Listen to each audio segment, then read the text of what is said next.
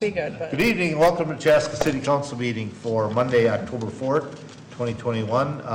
We'll go ahead and call the meeting to order at 7:03. Will you please stand and join me in Pledge of Allegiance?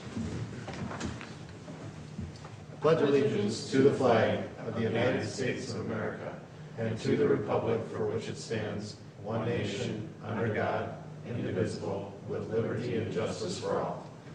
Dive bomb. It's a bug, silver bug. Box silver bug come flying at me, look like a B-52. Could like fly into your mouth or something. Yeah, exactly.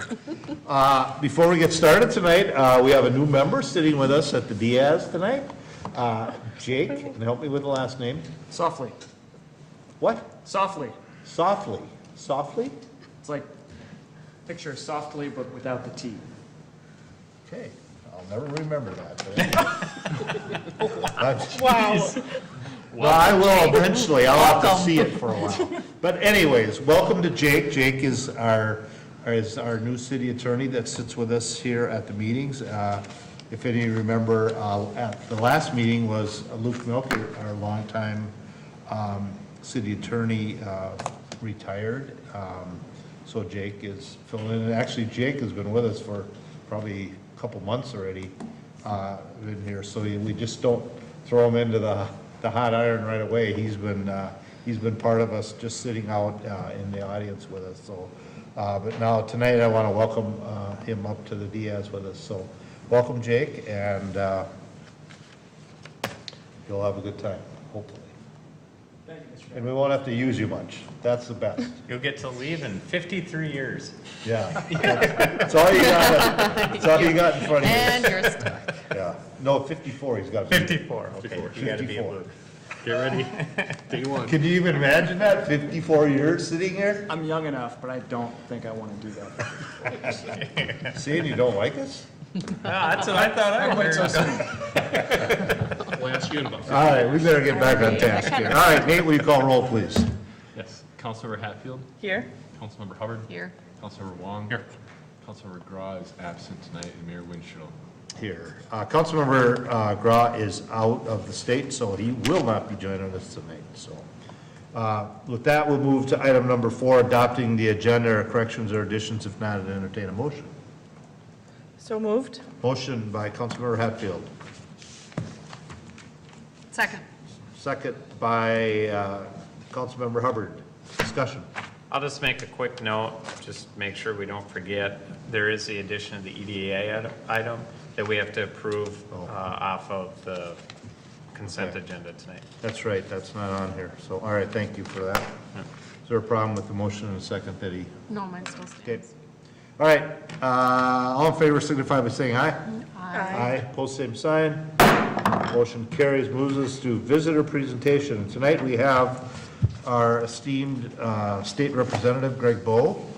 He wants to give us a little overview of the 2021 session. So, good evening. Good evening, Mr. Mayor. Thank you. Council members, thank you very much. State Representative Greg Bowe, proud to represent District 47B in the state legislature, and that is made up of all of Chaska, a good portion of Chanhassen, and a good portion of Victoria as well. So I did want to note first, Jake Softly. See? It's easy. Yeah, I probably got it already. Yes, exactly. You know, Luke only thought he'd be here a couple of years too when he started, I'm just saying. So you may find yourself here a long time yet and loving every minute of it. So, well, thanks so much for the opportunity to come in tonight. I appreciate the chance just to give you a quick summary of the legislative session from 2021 and then, you know, answer any questions that you may have. And then also just sit and listen to a little bit of the stuff you're dealing with tonight, so, and find out what issues that you're concerned about. So it's a good chance. I like to try to do that every year or two, so I appreciate the opportunity to come in tonight.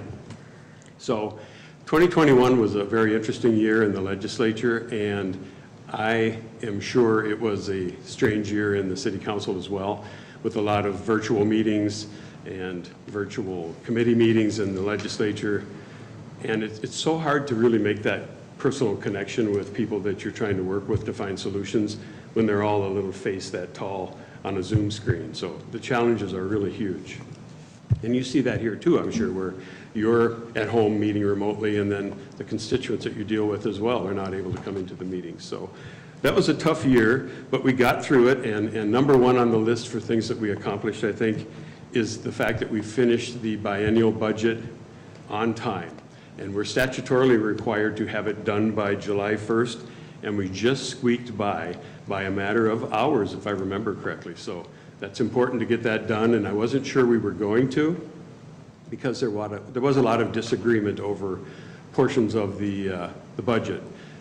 The problem at the state level that I see as the biggest challenge is they take a lot of things that are not necessarily related, put them in a big omnibus bill, and then try to pass that through. And the challenge there is that you'll like parts of that omnibus bill, and you'll dislike parts of that omnibus bill. And so the question you wrestle with as a legislator is, do you vote yes because of the things that you like and hold your nose for the things that you don't like, or do you vote no because of the things that you dislike, and then you end up voting against things that are very important, either to your district or to the state of Minnesota?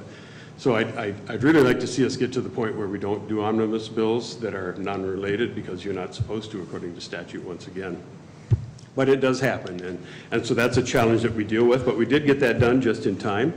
And one of the things I liked about that budget is no tax increases. And that was a very important one for a lot of folks. The state found itself with a $4 billion surplus, and yet there was talk about tax increases in gas and in other things. And the question is, why do we need a tax increase when we have a $4 billion surplus? So we ended up being able to pass that budget with no tax increase, and I think that's a positive. Another positive in that state budget was an actual increase in education funding. And it was an increase of 4.45% for the students in our K through 12. And that's the largest increase that we've seen in education in 15 years. So that was a good thing for, I think, our future in Minnesota.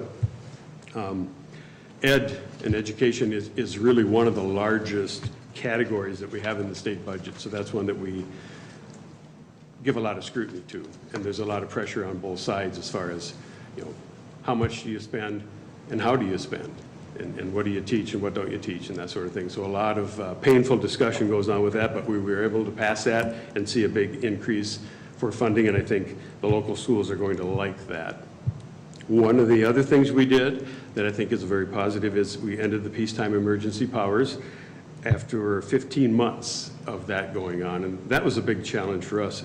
The positive to that is it allows local government to make the decisions once again, so the cities and the townships and the counties and the school boards and the school districts can start to make their own decisions instead of having it be something, a decision that's made in St. Paul and then passed down to all of the local communities. Because who knows more about Eastern Carver County schools than Eastern Carver County School Board? And the same thing can be said for Bemidji. Who knows more about Bemidji than the folks in Bemidji? And so that's, I think, the importance of local control and allowing our local entities to make those decisions themselves. So I did want to mention that I continue to work for small businesses. Many people are finding themselves thinking that businesses are good and businesses are doing well because they're open again. Truth be known, though, a lot of local businesses are really struggling. They're struggling to attract employees, and they're struggling to retain employees, and they're also struggling to really just get their head back above water again after the lockdown. That was a big hit for a lot of businesses. And so one of the messages I want to leave with our 1.2 million viewers now? 1.2. Okay, there we go. I want to let them know that it's really important that we continue to support our local businesses, bars and restaurants, stores and such. A lot of them are really struggling. There's issues not only with the labor market, which is really upside down yet, but also even just the struggle to get supplies and equipment. The whole supply chain is really a challenge now too yet. So be sure to support your local businesses. One of the things that I was troubled with this past year, there were a lot of efforts to try to restrict law enforcement at the state legislature, restrict how they do their jobs. And I was pleased to report that the most onerous language wasn't passed, but there were still a lot of things that were troubling that were passed, and I think some important things that would have been helpful that were not passed. And some of the border communities in particular are really struggling now because some of the surrounding states will not allow their law enforcement to come to Minnesota when a call comes out for mutual aid because of some of the laws we have in place in Minnesota or things that we didn't pass to fix some things. So those border communities really struggle to find adequate coverage when they need help. So, for example, one of the bills that I co-authored sought to increase the penalty for using a gun in the commitment of a crime that benefits a criminal gang, and that bill was not passed. There was another bill that sought to increase the penalty for having a gun in your possession when you're not legally allowed to possess a gun. And that was voted down as well. And it's things like that that the neighboring states have cited as one of the reasons why they won't allow their law enforcement to come to Minnesota for joint response. So it's just things like that. We're going to try again next year, but we're trying to fix things and make sure we support first responders and law enforcement. But overall, I think our community is very safe, and I think our community members support law enforcement and they support our first responders. And I like that. That makes me feel good. Overall, the community is safe, like I say. The special session number 2 we may have coming up yet this year. I keep hearing that there's that $250 million that's out there for frontline workers. And they need to make a decision as to how they're going to divvy that up, and then we can come in for special session 2 and approve that. It hasn't been approved yet. And until they get that decision made, they're not going to call us into a special session 2, so we may or may not have one anymore since it's already October. There was also talk of a possible smaller bonding bill for this year. I think it's much too late for that because no work would get done for roads, streets, and bridges anyway. A couple of other high points I want to share real quick. I was proud to co-author a bill that received $25 million for funding for Highway 212, and so Phase 2 can move right ahead. And Phase 1 is, as you've seen when you drive west of town, moving ahead. So a big cheer for that because 212 is very important not only to Chaska, but to Carver County and really all of Minnesota going west to the South Dakota border. I was the chief author of a bill 1544 that is seeking $10 million for 82nd Street and County Road 18. And I just found out the other day that we will receive a stop on the bonding tour for that this year as well. So that's another positive for us in the community. I'll make sure that Chan and Victoria know about it as well, but that's going to be on the same day that we have another, I think, bonding stop for some things in Chaska. Working on that bill for some other funding for Chaska, and I think that's still being polished, and so I don't want to say any more details about it now yet. But suffice to say, we're looking for funding for things in Chaska to keep things moving forward within our community. And just the last thought I want to share is I am always available to meet with you as a group or individually or with any resident as well. And I would encourage you to call 651-296-5066 or send an email to rep.greg.bow@house.mn. And I'll see the email and so will my staff, and we'll make sure that we get back to you. We receive hundreds, if not thousands, of emails a day, so be patient. It takes time, but we will make sure we get back to you. So once again, thank you for the opportunity just to come in and visit for a few minutes, and I would be happy to attempt to answer any questions you have. Anybody got any questions for our representative? And if not, I'll sit and listen to things you're talking about. So. Only one question I have is a lot of people have talked about like a town hall or some sort of constituent gathering. Do you have anything planned? So far, no. And part of the reason why is because of COVID and the concerns there. I will meet with anybody who wants to meet, whether it's one person or a group, whether it be in a park or in a coffee shop or things like that. In the office was a place where we often would meet as well, but that's kind of hard now too because a lot of those office spaces are closed in St. Paul yet. But in the meantime, yes, I'll sit down and talk with anybody, one or several, in the local community setting. And at some point in time, we may go back to do town halls again. They're a challenge even on a good day, and they're especially a challenge with COVID to try to get people in and to try to maintain distancing. And do you have a mask or don't you have a mask? What if you can't understand what people are saying? There's a lot of challenges there. So, but I do get that question too sometimes. Yeah, okay. But I don't drink as much coffee as I used to, so I end up going to coffee shops and having a hot cocoa or something like that, which is probably almost worse for me than the coffee is. Anyone else? The one thing that is kind of alarming more and more is the shortage of workers. Yes. How is that, is there any talk about that, and how do we combat it? I mean, it's getting to the point where everything's gonna be shut down on weekends, because there's nobody there. It's sad, and, you know, I hear that, you know, partially it's because there's been, you know, the stimulus money given out to stay home, and in other words, others say that's not really the case. I don't have the answer for sure, but it's really getting sad to see when it's just more and more places have signs up saying, we can't get any help. Exactly. Where did everybody go? I don't understand it. And then they talk about, we have cargo ships with Yeah. millions of containers sitting there. Sitting We don't offshore. have any truckers to move them. Yep. It's just, I don't know. So I'm just looking, I guess, if the state has talked about that at all, and I know you're not in session right now, but if there's been any talk about I mean, that right now is kind of the biggest crisis that we have in front of us. I mean, COVID is there, and I think at least we understand it. I don't know if we understand the worker shortage. Yeah. And, I mean, now you're looking at lack of nurses. I mean, where, you know, they say hospitals can't take anybody else. A lot of times it's because they don't have the staff to operate. Yeah. It's not about rooms as much anymore, even though they say their beds are full, but their beds are full based on staffing.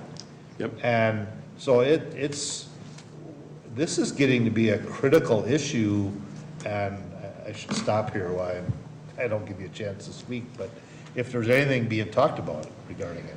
You know, it's a very good question, and we're struggling with the same question too. A lot of folks think it had to do with, like you say, the stimulus, where they ended up paying people more to stay home than they used to make when they were working.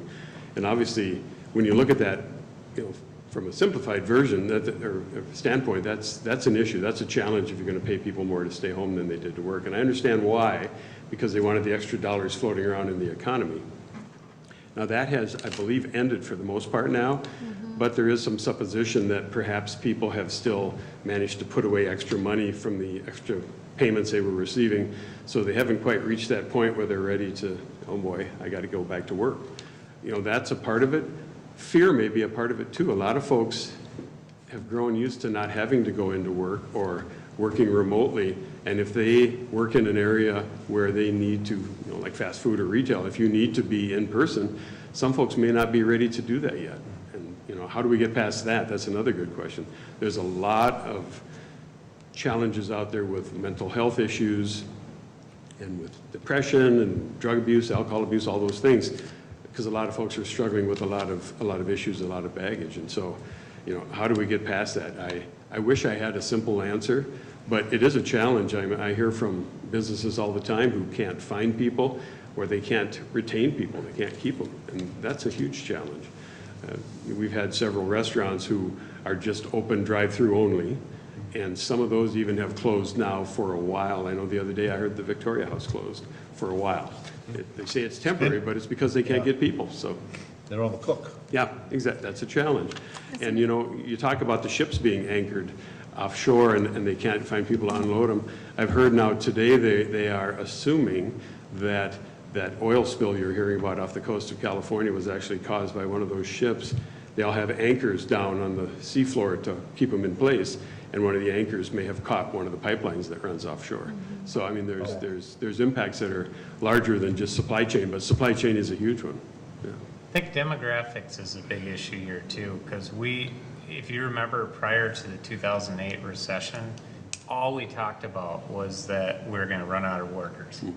And I think when the recession happened, it really put a lot of people's retirement ambitions on hold and sort of delayed things out a little bit more. And I think COVID sort of pushed people back into that retirement mode where it's just like, why would I go back to work and put myself in that position when I'm at retirement age? So I I think demographics is a huge part of this, because, you know, the old timers, you know,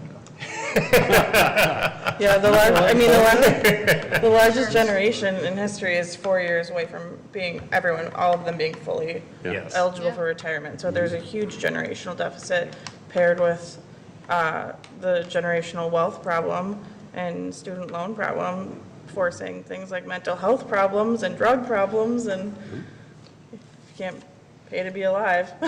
There's just not enough. It's just like, There's not enough Yeah. young people Yeah. to replace the generation that's retiring. And I do think the combination between the recession and now COVID, I think sort of pushed retirement and ended retirement, or, you know, ended employment. And it's scary. I mean, we talk about it's not just in the service industry. I mean, you know, Eric probably knows, I mean, it's really hard to find a civil engineer right now. I mean, it's very difficult to go through that process, and I have a feeling this is an issue that's going to be here for a while.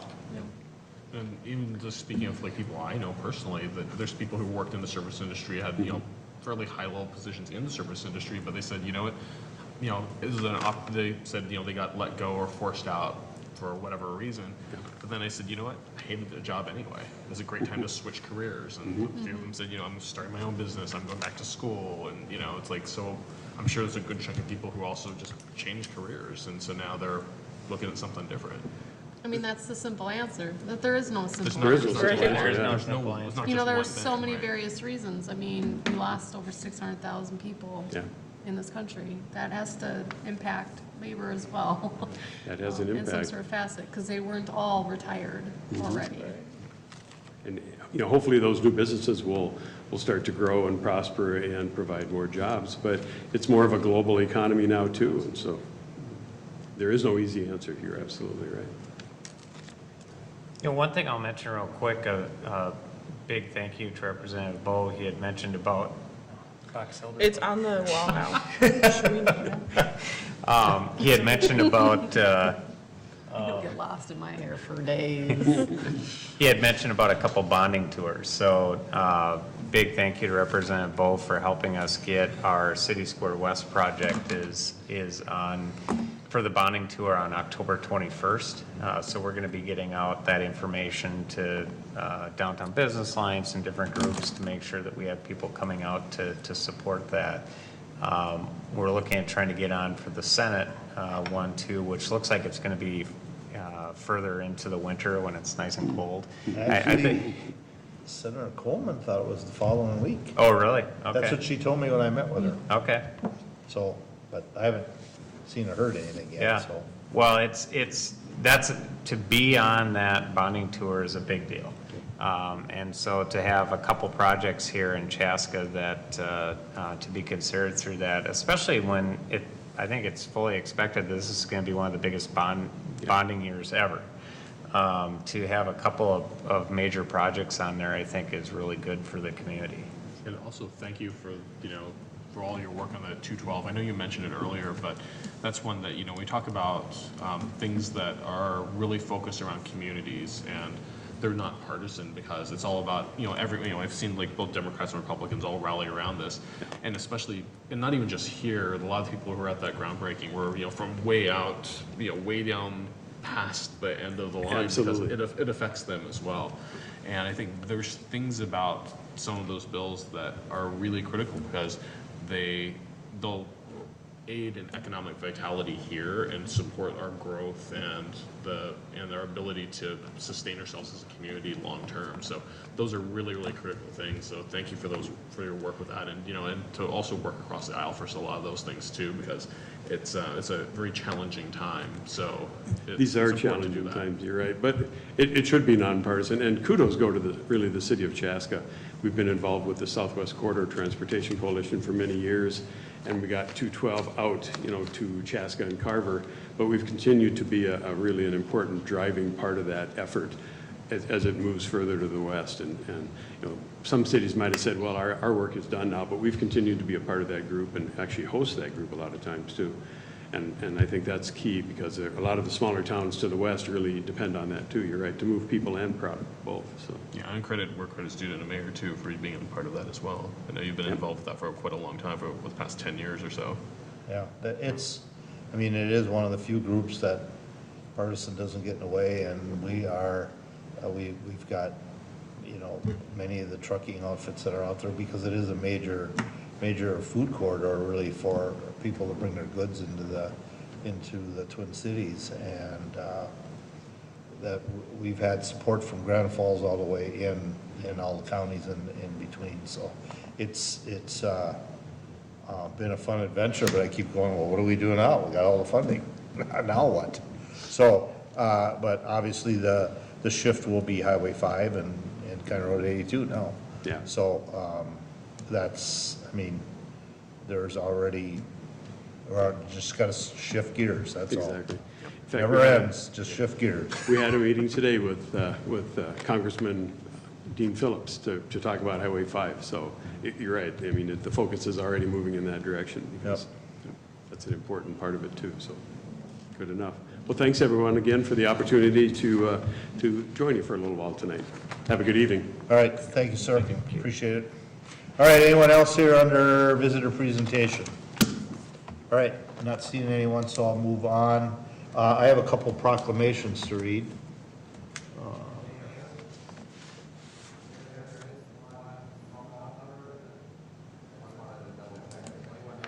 Someone's talking. Kevin says he's gonna double check someone that's Yeah, on there's, Zoom. yeah, there's a phone Okay. number on Says Zoom. there's somebody. So we have somebody on Zoom, so we're gonna double check.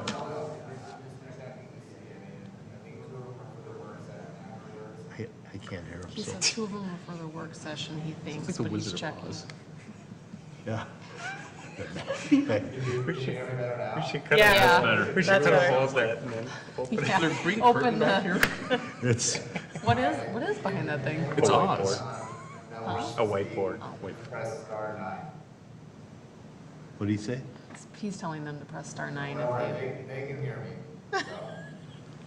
I'm glad I have people to interpret for me now. All right, then you can proceed. Well, thank you. That was interesting. It's like the man behind the. Man behind the wall. behind the- All right, I have 2 proclamations to read. I better get glasses on. Or I'm not gonna be able to read these. All right, so I have a couple of them here. In recognition of National Pregnancy and Infant Loss, whereas Infants Remembered in Silence, Inc., IRIS, and many other nonprofit organizations work with thousands of parents all over Minnesota and across the United States who have experienced the death of a child during pregnancy through early childhood.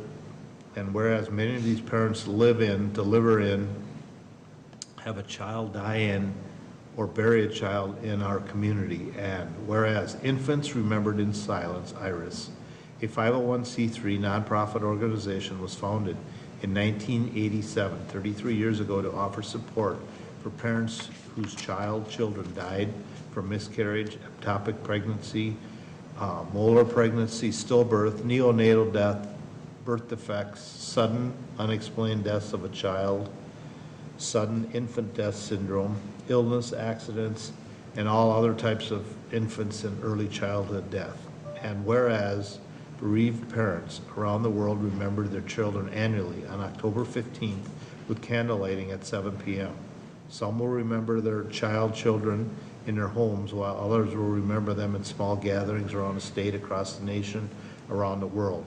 And this would unify these parents in tribute to their children. And whereas in 1988, President Ronald Reagan proclaimed October as National Pregnancy and Infant Loss Awareness Month. And whereas in honor of the thousands of children that die each year in Minnesota, Infants Remembered in Silence respectfully requests that October 15th, 2021 be recognized as Pregnancy and Infant Loss Remembrance Day. Now therefore, be it resolved that I, Mark Winchell, the mayor of the city of Chaska, on behalf of the city council and the citizens of Chaska, do hereby approve that October 15th, 2021 be recognized as Pregnancy and Infant Loss Remembrance Day. in witness whereof I herein do set my hand in the seal of the city of Chaska this 4th day of October in the year of our Lord 2021. That's an interesting one because I revert back to my days working with local ambulance, and Sid's death, sudden infant death syndrome, seemed to be really prevalent. We had tons of them that we would go on. It was just, and that 1987 would be in those time periods right before that, that we were, and nobody knows why. And now we hardly see it, but I think it's about learning from what's happened over the years on that, because I tell you, those are some very, very, very, very hard calls to be on, and they were really regular. So I commend this group for this advocacy and seeing a lot of these miscarriages and ectopic pregnancies, and I got too many stories, too many memories come up on that one. So, all right, so that one's, and now we have one more in recognition of Domestic Violence Awareness Month. Whereas the City of Chaska, in recognition of the critical work being done by domestic violence advocates in service of the survivors and victims they serve, I encourage all citizens to actively engage in the work and events sponsored by Southern Valley Alliance and other organizations working toward the elimination of domestic violence. And whereas more than 10 million adults experience domestic violence and over 1.5 million high school students are physically abused by dating partners annually in the United States. And whereas more than 19,000 calls are placed to domestic violence hotlines nationwide every day. And whereas the impact of domestic violence is felt not only by individuals and families, but communities and a nation as a whole. Whereas Chaska joins with others across the state of Minnesota and nationwide in supporting domestic violence victims and survivors that advocate and the organizations who serve them and holding offenders accountable in Chaska. Now therefore, be it resolved that I, Mark Winchell, the mayor of the city of Chaska, on behalf of the city council and the citizens of Chaska, do hereby proclaim October 2021 as Domestic Violence Awareness Month. In witness whereof, I hereunder set my hand in the seal of the city of Chaska this 4th day of October in the year of our Lord 2021. So a couple of toughy proclamations there. I don't know if you noticed it, but Southern Valley Alliance was just on news because a couple of those recent unfortunate deaths in Minneapolis were due to domestic violence, and they had, I can't remember the gal, she's presented here multiple times, but she was on there talking about this, and so. She sends her regrets, by the way, for not being able to be here tonight. They had a couple of other meetings that were already scheduled. I was going to say, she's generally But here. we work, especially through the police department, work with them quite a bit, so. All right. Through that. With that, we move to 7, approving previous meeting minutes. Again, if there are no corrections or additions, I would entertain a motion to approve. So moved. Motion by Councilmember Hubbard. Second. Second by Councilmember Wong to approve September 20th, 2021 City Council meeting minutes. Discussion. Hearing none, all in favor signify by saying aye. Aye. Post same sign. Motion carries. Moves us to item number 8, consent items. Again, these are items that just need our approval. Don't necessarily need a conversation, but any and all can be pulled from the agenda to have a conversation. So was 8E being pulled for the EDA meeting? No, it's, so everything gonna needs, kinda ask it's you- actually 8D, it's the EV That's charging what I, program. yeah, It's that's what I D. thought. Yeah, and the reason being is, we have to approve it through the city, but technically the EDA owns the property over there, so the EDA has to Oh, say. that's why. Yeah, so it's, It made it's, no sense to me why yeah, the it's, EDA. it's nothing earth shattering. It's just that the EDA was the one that financed that project over there, so they're the ones that have to approve it, but they really need to get the council Gotcha. to approve it first. Got it. Yeah, so 'Cause I it's- couldn't figure that out, why that Yeah. was involved with that, okay. Do you approve? Okay. All right, anyone else have any questions on consent? Now, Nope. oh, Not a question, but just, sorry to see Lisa White resignation, and along with Edder's. yeah, I was While gonna, I had a. Oh, comment so, about well, I that. won't, I mean, so. Well, I was just, I mean, we can do it now too. I was just gonna, Eder had to step away earlier this month, and now Lisa White just sent a letter of resignation in, so we lost a couple of our human rights members, and I wanted to thank them for their service. I know Lisa had been on for quite some time, Eder not quite as long, but Eder is a young aspiring attorney, so maybe it just, his workload got more than he could handle. I think don't know. he's moving. Yeah. Is he Getting- moving? Yeah, Yeah, and Ah. I think her, Getting yeah, I think it married, was right? Yeah. more of a Or got scheduling. he thing. did Or get got married. married, Okay. yeah. Yeah, no, Okay. Yeah, those are exciting things. Yeah. yeah, yeah. Well, yeah, at least it's for good things that they're going. Yeah. Out loud. Careful. Don't make us have. Would you like to talk about that any more, Rick? That's what I need. How about those twins? The box on the front. Let's hope Anne's not watching this one. Yeah, Probably next in. but His name is George. seriously, I do want to thank them both for their service to our city and wish them both well in their new endeavors, so. Is that what you wanted to say? Yes, my comment echoes yours, so Okay. thank you. All right. Anyone else on the consent? All right, I'd entertain a motion to approve consent. So moved. Motion by Councilmember Hatfield, Second. second by Councilmember Wong to approve consent. Discussion. I think we've had it almost, so hearing none, all in favor signify by saying aye. Aye. Post same sign.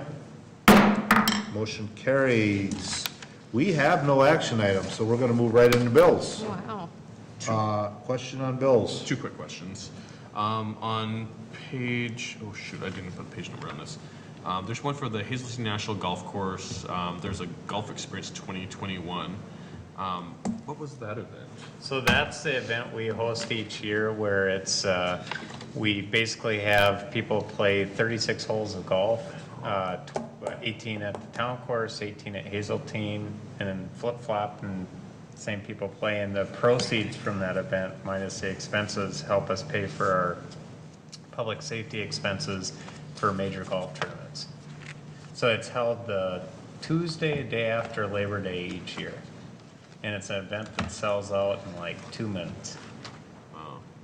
Because then that would give us opportunity for people who wouldn't otherwise normally get a chance to play Hazeltine to play. Right. Yeah. Yeah, I and think it's pretty reasonable. I was just gonna say it, yeah. I've heard- reasonable price? This golf experience is pretty reasonable priced. Considering. But Hazeltine's not cheap to play. Yeah, it's. And it's more about It's, having the opportunity. it's the opportunity, and again, it's really, it was designed as a fundraiser to help support the public safety costs. And the way we've looked at it from the town course perspective is, a lot of people come because they want to play Hazeltine. But a lot of these people would never have played the town course if they weren't part of this event, and they come away from it saying, wow, the town course is pretty nice. And so it's been not only a good promotion for our town course, but it's also, we raise probably, I'd say about $80,000 to $90,000 a year that goes into a pot basically to help pay for those future public safety costs, so that we don't have to charge the PGA for those when they come. So when for the major PGA tournaments. comes, there are no line item for Yeah. police fire. Because that's already covered. And so this, because then, because the PGA doesn't come every year, so this thing like goes into the bank, so to speak, for them. Yep. Nice.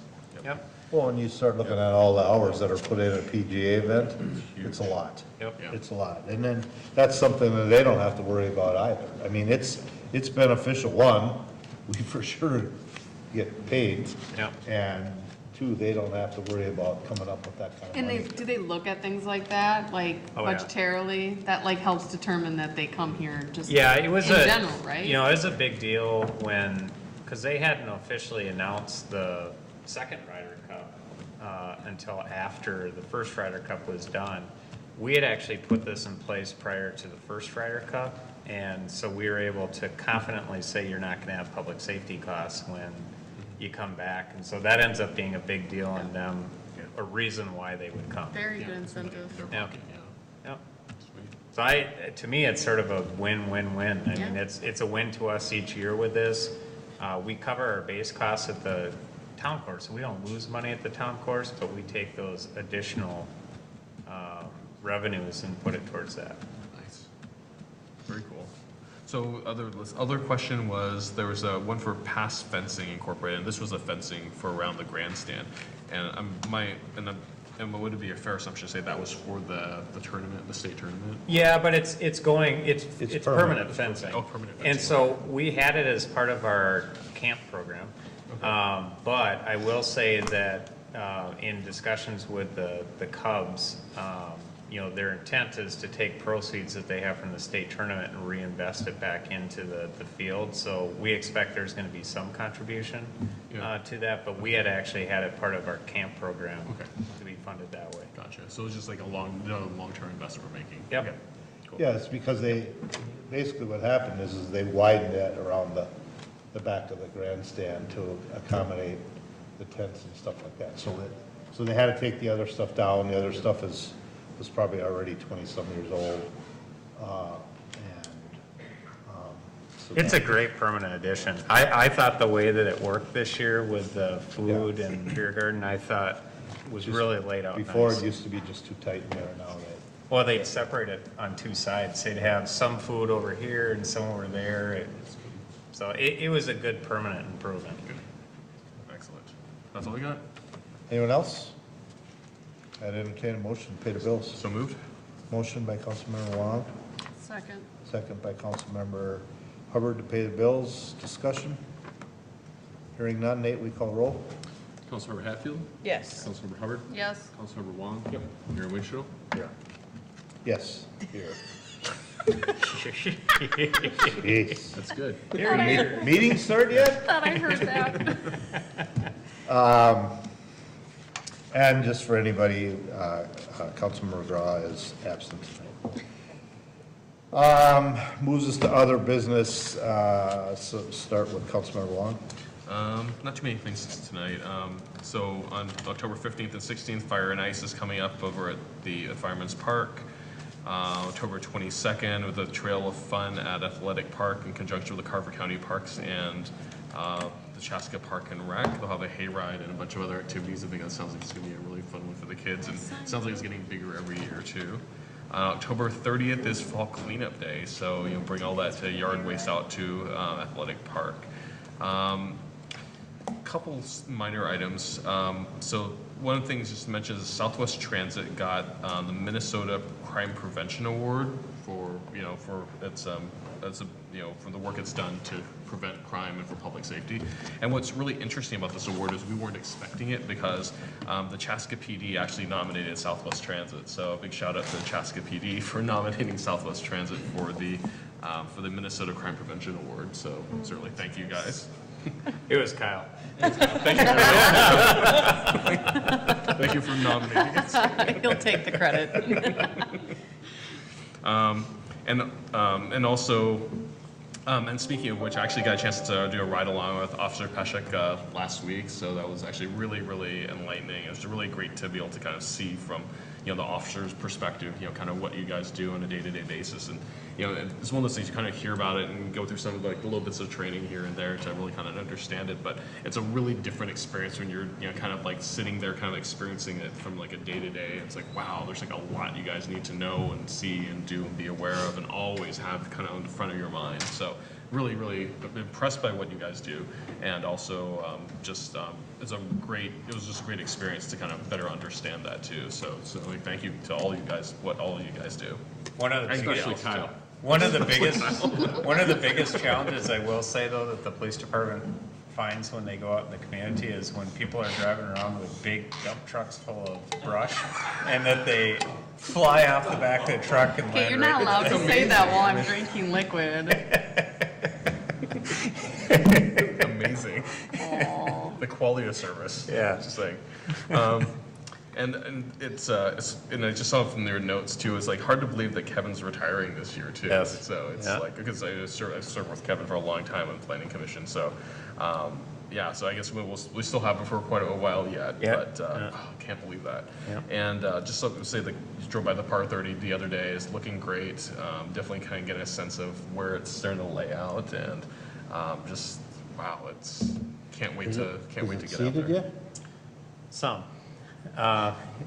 So we're taking sort of a two-prong approach to it. Is it's seeded, we're gonna see what stuff comes in. It's supposed to be a warm October, and if we sense that it's gonna get too cold without enough of the seed popping up, then we'll go out and hydro seed. But we only wanna hydro seed the areas that aren't responding as quickly. So it's Spray it on.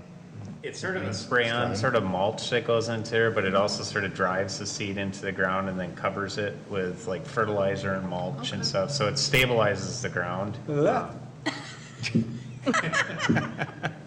Where'd you come Just from? It's kind of creepy.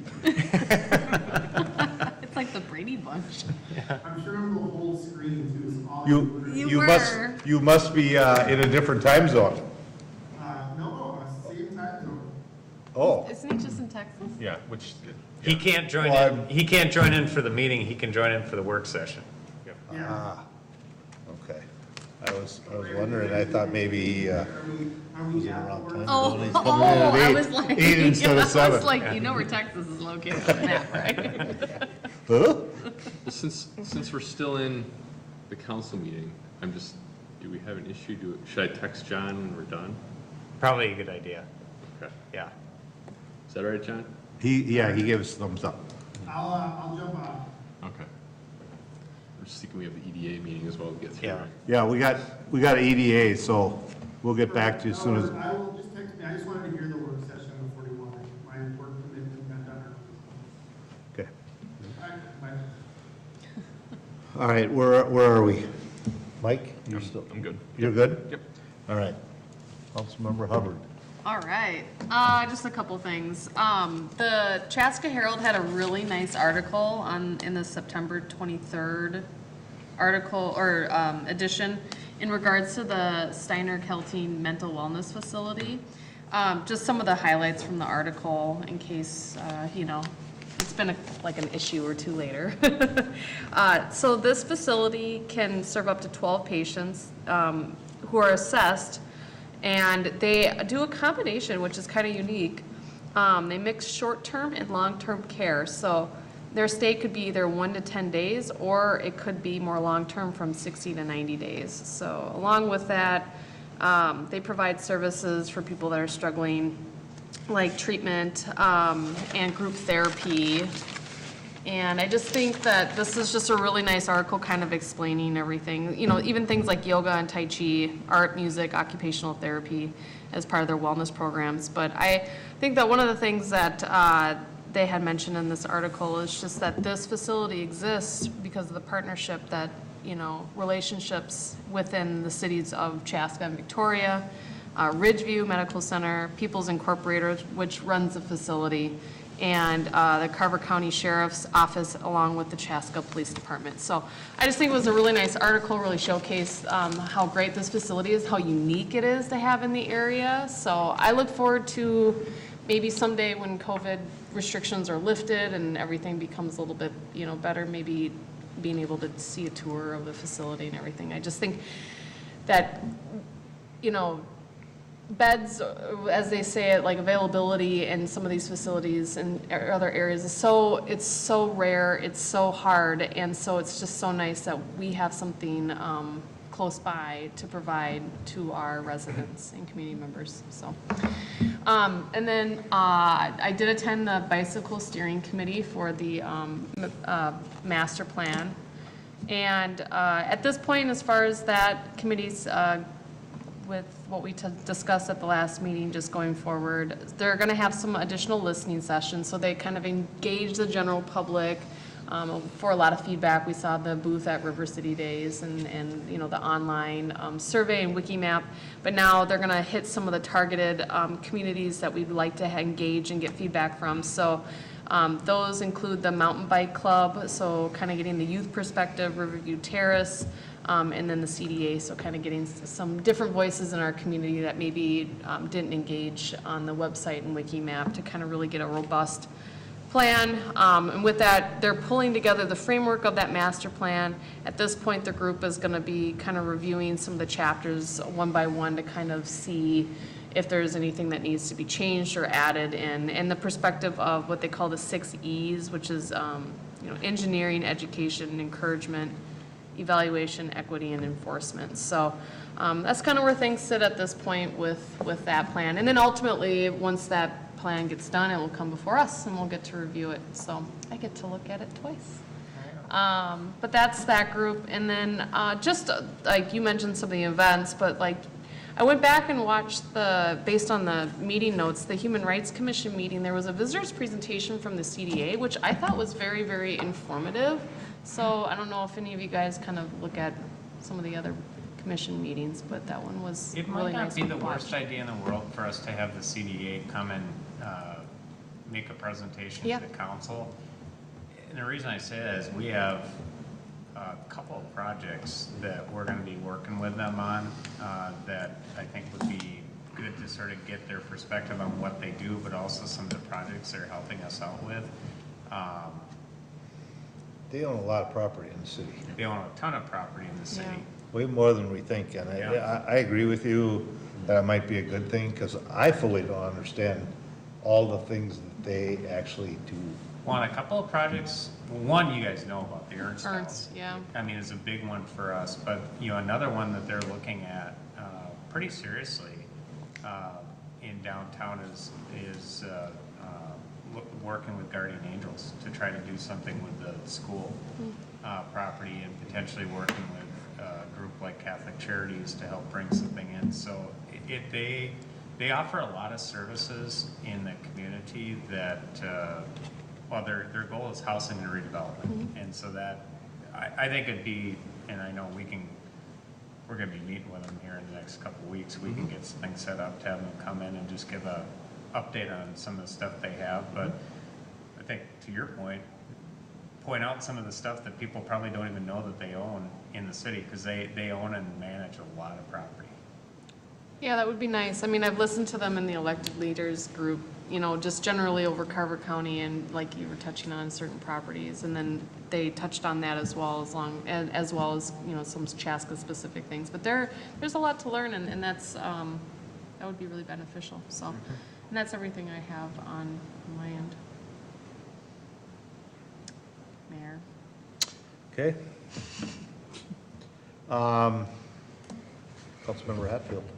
I don't have anything big that was, kind of everything was mentioned, but I did just want to say we had our work session, and it was nice to have the superintendent here and talk about the referendum, but just to kind of say, remind everyone, I guess, that you know, the community is watching after the incident with at the school board meeting last Monday, and our kids are watching, and how important it is to be just a good human, and it's okay to disagree, but how you handle that. Oftentimes the best things come out of a disagreement, but when it's not handled well. So I can't imagine the school board sitting there and dealing with that. It made me think of how would we deal with that sitting here, and I just felt for them. So it's great to see the superintendent here today, but and certainly our schools are huge. So just wanted to mention that let's just keep being good people so we don't see that again. But yeah, that's all I had.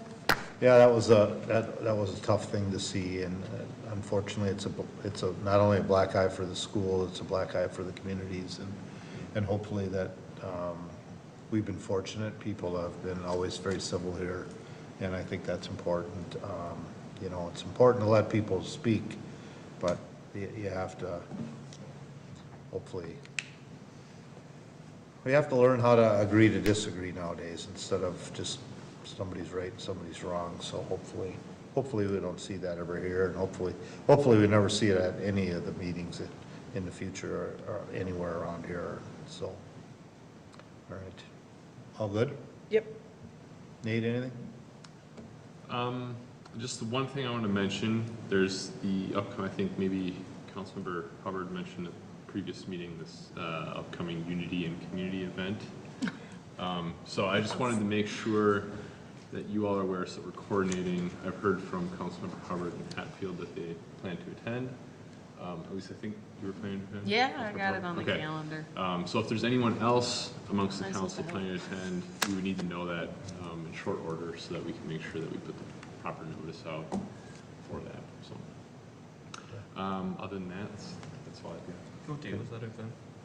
It The is- 20th. Yes. The 20th. October 20th.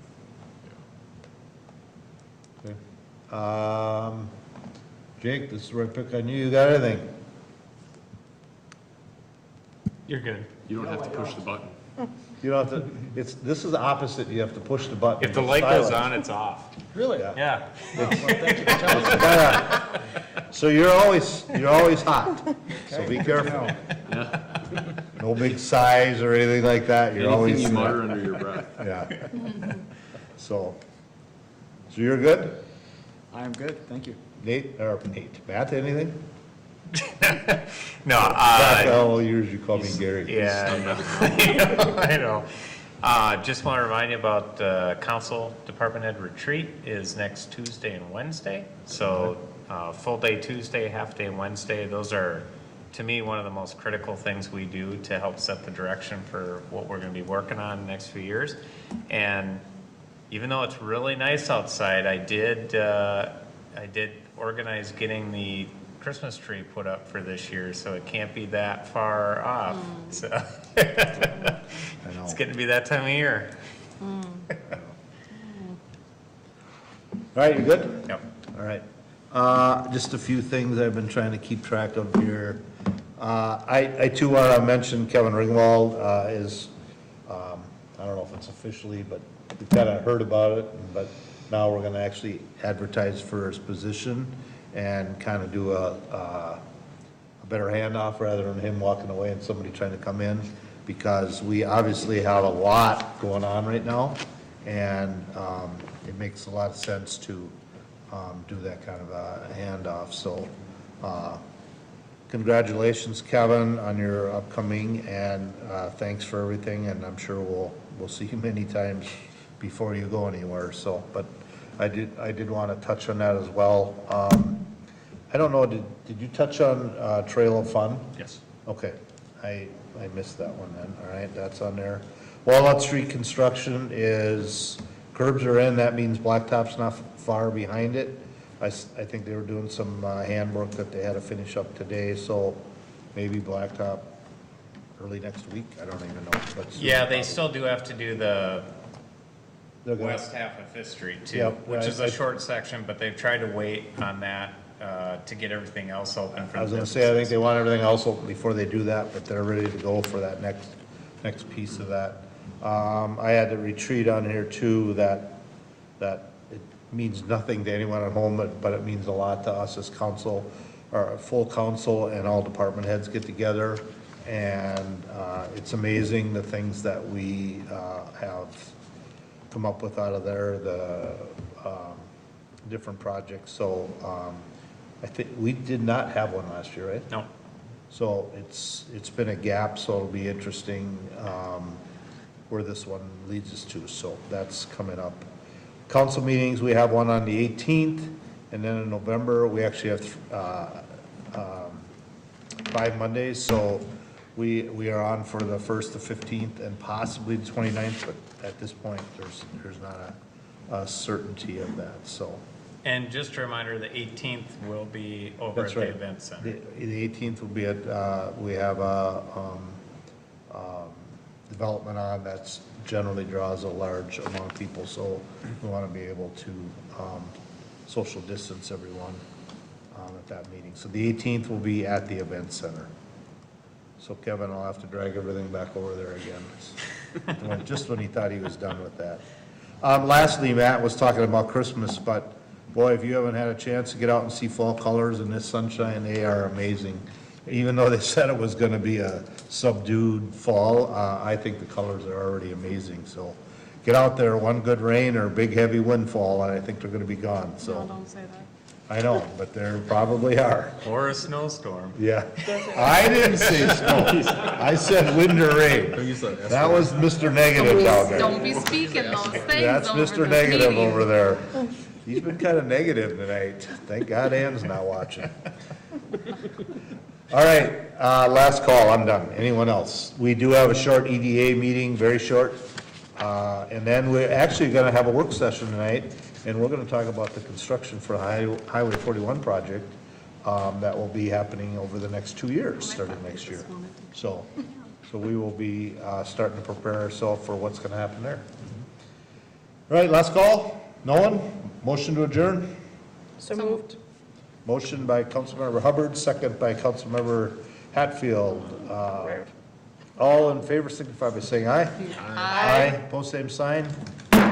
We are adjourned. I gotta take a 2-second pause here.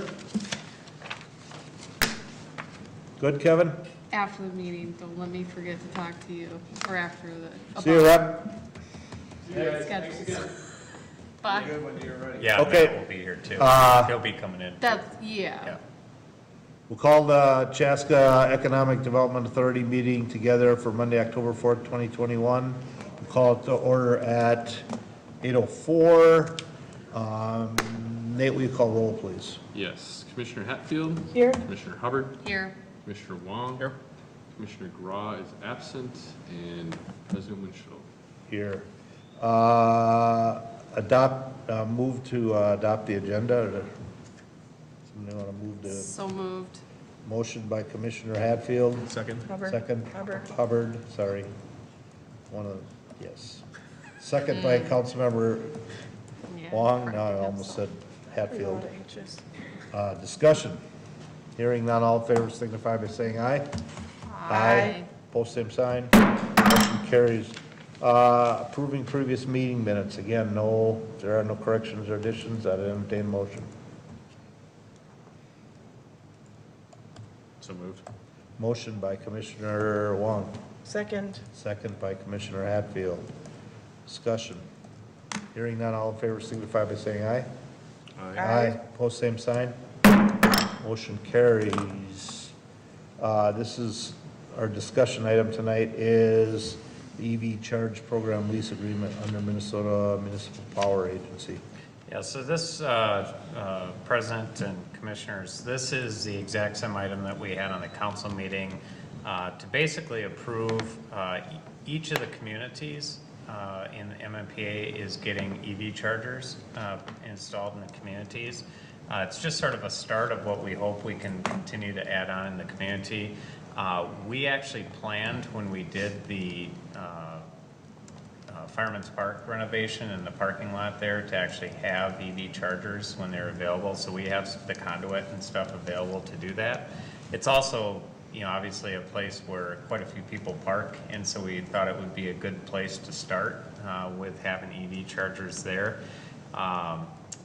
Basically, the reason this has to come back to the EDA too is because the EDA is technically the entity that owns that property over there because they financed it.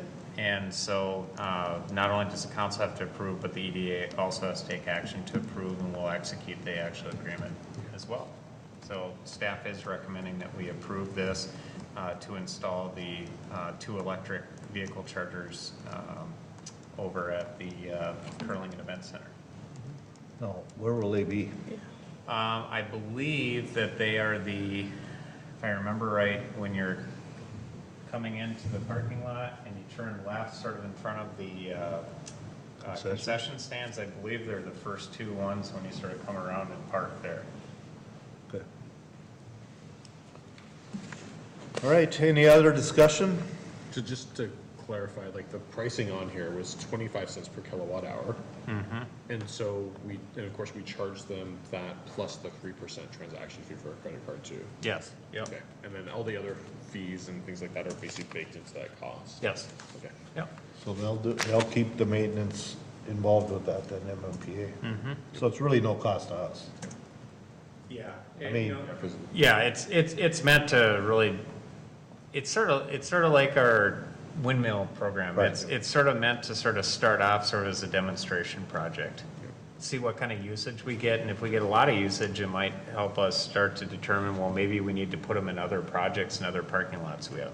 Right, so. then there's special signage that goes there that this is for charging, I mean, so no one else parks there, then that becomes Yeah, empty and unless you have a- the equipment that they have there becomes pretty clear that you want to be an electric vehicle to park there. So, will that, with that being a major walkway, that stuff's not in the sidewalk then, is it? No, it's behind it? actually, no, it's in the grassy area that's in front of the car. I didn't think there's any grass there. Oh, yeah, it's in the median between the two parking, where there's a big swell. Oh, it's in there, I'm thinking right up by the concession stand. No, if I Okay. remember right, it sits on the swale side. Okay, Yep. all right, big difference. Is that across from the concession stand or in the middle, right near the entrance? So there's the parking stalls in front of the concession stand. The next one's over face south. I believe it's in the ones that face south. All right, that's a much better location. Yeah. Okay. And quick, one last thing, so are these like part of like a network, like ChargePoint or something like that, or are they just independent? No, they're part of a network. I don't know what it is, though. This is one that MMPA went out and did a RFP to basically sort of find what they felt was the best fit for all of our communities. Okay, got it. Very cool. And so I'm assuming that the MMPA, like, because then there's like, because we didn't talk about like the network fee or anything like that, because I assume the network has like, makes money off of it too, so. Yeah, I'm assuming that, well, I think everything you see as a fee is what somebody would get charged. Right. So, because the total cost would be 25 cents a kilowatt hour plus the 3% credit card fee, is what I saw. Yep. So that means that if there's another fee in the back end, MMPA is paying that to the network. Well, they would have baked that into Or it'd be the right actual into fee. The baked in, Yep. well, that's baked into the MMPA side of the Yep. fee is what I'm saying, yeah. Yep. Okay. Okay. Sounds good. Anyone else? Someone want to make a motion to approve? So moved. Motion by Commissioner Wong, Second. second by Commissioner Hubbard. Hubbard to approve the EV charge program lease with MMPA. Discussion. Hearing none, all in favor signify by saying aye. Aye. Pose same side. Motion carries. Moves us to other business. Yes, the KFC is still standing. Any other business? Any other business? What about that Oak Ridge site? I'm just kidding. That high V thing. Yeah, or Hy-Vee. Actually, we should have an update on Hy-Vee. I just got to ask about that the other day too. We're just getting pounded about Hy-Vee and Costco. Probably because it's, Well, the update I can give you on Hy-Vee is the grading activities that are occurring. Yeah, I know have that's got nothing to do with it. Nothing to do with the actual building being built there. The Costco one, they continue to move forward. Their biggest issue at this point is getting approval from MnDOT for the roundabout that will be necessary to enter into Highway 41. I don't completely understand the MnDOT process, but there's like, they call it a level 1 process, and I believe they've got sort of preliminary sort of shake of the head, but there's like detailed stuff that they have to go through to make sure that it's okay. I know talking with Kevin real briefly last week about it, he indicated that there might be a way to get things moving forward so we can keep Costco moving in their planning process, to keep them moving forward so that so that as soon as everything is approved, that they can move as quick as possible. So I know he's sort of looking at how do we make sure that we expedite their process, because their portion of the project from a planning perspective, all the real issues have been dealt with. It's really just this transportation piece that's left. Now, that's not the same with the residential portions, there's still areas that they show that are sort of grading into bluff line areas and things like that. So what we're looking at doing is we don't want to drag down Costco.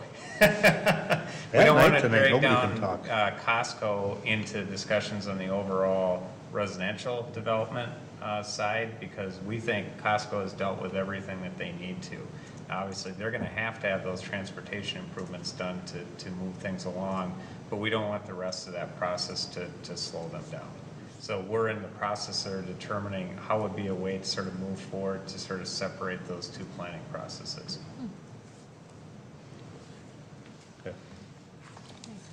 Because it's just one of them that, the rumors are just flying that it's been canceled here, they're not gonna build here. I mean, and I know that that's not the case, but it's just, I should have done it. I haven't got asked about Trader Joe's the other day, so apparently there's a rumor about that too, so. That's because I submit once a month the request to have Trader Joe's. If you think I'm joking, I'm not. I can show you my computer history. Okay, now at least I know where it came from. There you go. How you doing with The that? source is right here. Well, thanks for that update. I don't, hopefully somebody, people are listening and heard that. 1.2. So the high, 1.2. so the- Might be 1.1 tonight. So the Hy-Vee one, we know that the grading has nothing to do with Hy-Vee, but we haven't heard any words since, for a while from Hy-Vee. It's, they've been kind of quiet, it sounds like. Yeah, I mean, I will say that the grading that's occurring is being done based on their plan. And I don't know exactly the relationship economically they have with the developer as far as when they pay for this, but I mean, the grading work that's being done now is the grading work that would need to be done for the building that's approved. So, It might wake them up, but Really? still the story on the street is that they're gonna come up with a new design. They're just too big. Well, they just put a nice big one in New Prague that looks like it's getting a lot of action, so. I heard they want to do The New some Prague one was supposed to be the Dollar Fresh, and they got a regular one. Hy-Vee? Mm-hmm. I haven't seen it. my gut tells me that, they had a real difficulty in Shakopee with staffing that store. Yep. And my gut tells me that it's gonna be hard to do any project like that, today. And, we're gonna have two competing uses for basically similar types of employees between Costco and Hy-Vee. And so, there's an incentive for one of them to go faster. I mean, just from an employee perspective. But, I do know that Costco has been, in other communities that they've been going forward with, talking about the importance of affordable housing in communities, because they're just having such a tough time getting people to be able to work at their facilities, so. Well, we'll see what happens. Yeah. Well, it's good to hear that they're still moving forward, and, that's what I've always said, that they're still working on a transportation plan. That plan is there, but I've been meaning to double check with you, so. Yep. Thanks for that update. All right, anyone else done their other business, and we can close out and get into the next session? Nothing? Motion to adjourn? So moved. Motion by Commissioner Hubbard, Second. second by Commissioner Wong. All in favor, signify by saying aye. Aye. Aye, pose same sign. We are adjourned. Have a good night. We'll see you October 18th, I think.